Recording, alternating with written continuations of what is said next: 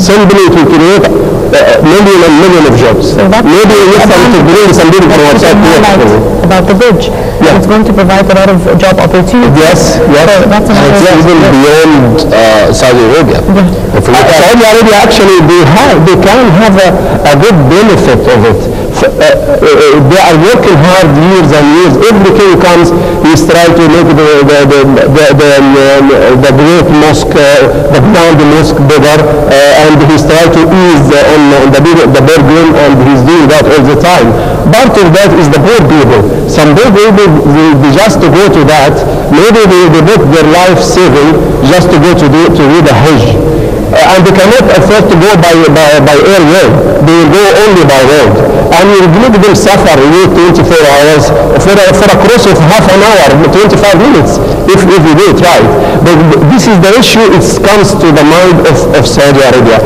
And a project which is you spend the money and you can get it back with 10 years, it's a very good project because people can wait 50 years. So because the people who cross this one, they will pay a fee. If the Saudi Arabia finance it totally, they will get it from there. But I made a change in that. I suggested, because there is a lot of change, we will make it wider, and we will have in future a railway. We will have a train in future, so we'll have to make it wider. Also, why not? We can make also the electricity power, united the electricity power between Gulf and Egypt. That's all it comes to the cost. You are saving from other way. That will spend on that also, and it will come back. Why not you make pipeline for crude oil from Libya to the Mediterranean Sea? And that, if you do it, it will go somewhere in underneath the bridge. It's not affecting anybody. It's underneath.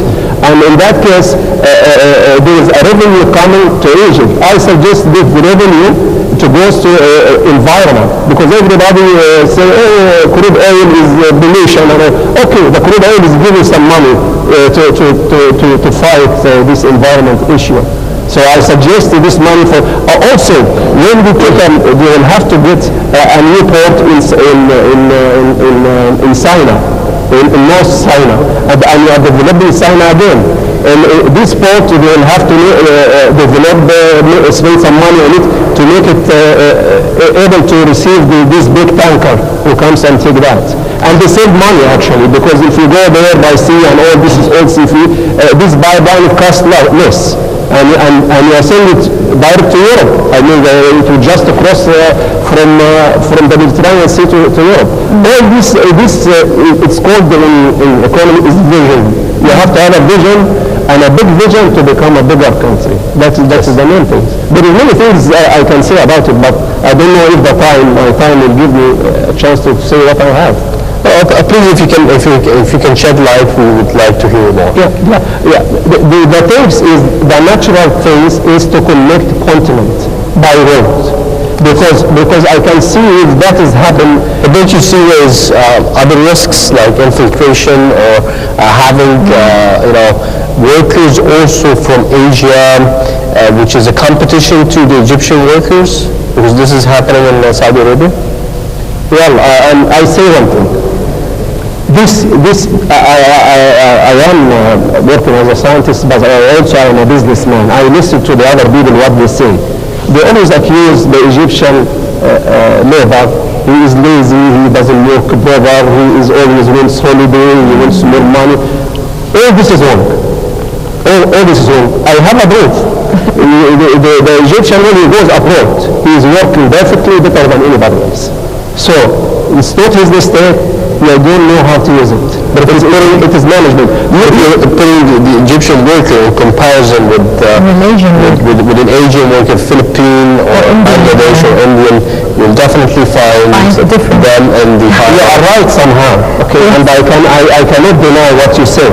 Because this particular sector, they will accept less salary and they will work harder and so on. But it's all the discipline also.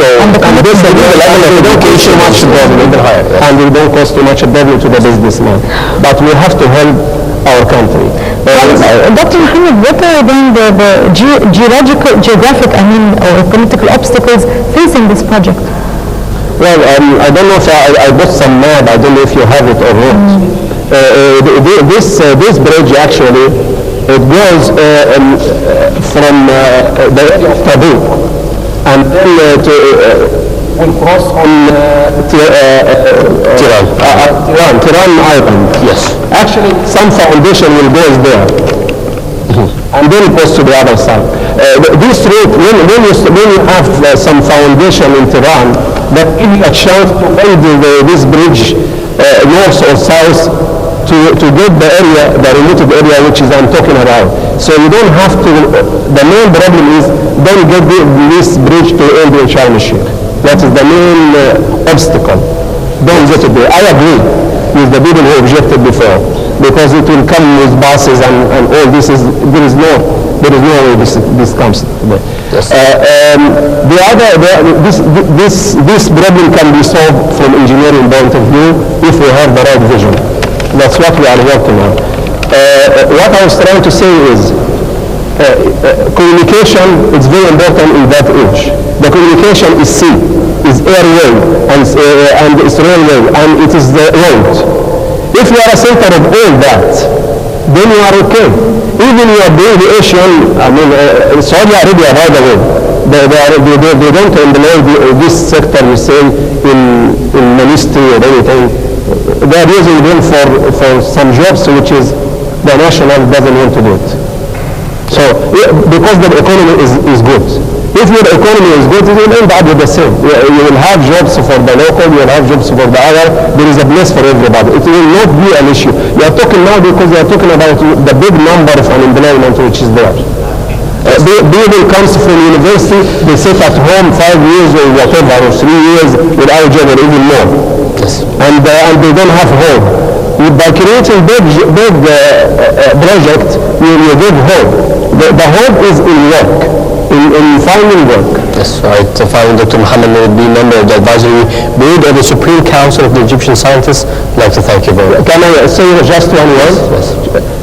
We have to work using scientific ideas. We have to plan, and we have to have a big dream. If you think it's a big dream, you will become a big country. If you think of a small dream, you will remain a small country. So what Dr. Mohamed is saying, we have to think big, always to be able to get to something. Well, thank you so much, Dr. Mohamed Deen. And we're going to come up with our next report. We're following the news that was spread concerning the breaking of Tutankhamun's beard of the burial mask. The Ministry of Antiquities held a press conference and was keen to correct the misleading information that is being circulated among the different media sources concerning the issue. And Nile TV's Linda Abdulatif attended the press conference and filed this report. So let's go and see it.